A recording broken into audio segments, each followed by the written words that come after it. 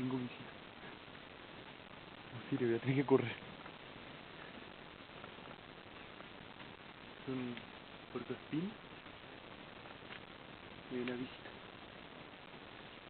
¿Tú qué haces acá? My brother, ¿qué haces acá?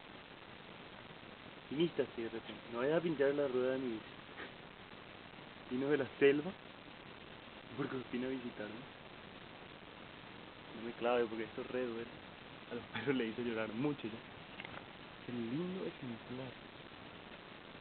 Es la primera vez que en mi vida que tengo a un cuií, puercoespín sudamericano, tan cerca y tan lindo. A ver, sí, trépate ahí, mi amor. Trépate. Trépate ahí. Qué lindo. Ay, pero te estás subiendo para qué. ¿Qué quieres hacer? No voy a hacer nada. Una locura.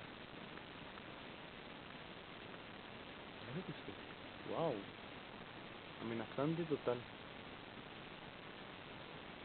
Y acá los perros te van a atacar.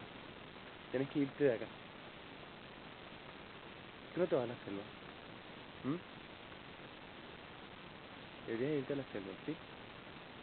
Ya veo que ya usaste tus púas hace poco. Definitivamente sos el culpable de haber hecho llorar a esos perritos. Qué lindo sos. Nunca había estado al lado de un cuií.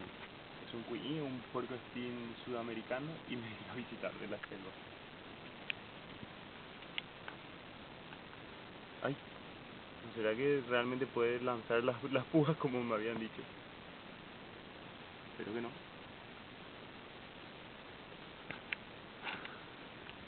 Es el cuií, puercoespín sudamericano. Tiene cola prensil como un mono. Ay. Bueno, se está acabando la pila, tengo que cortar.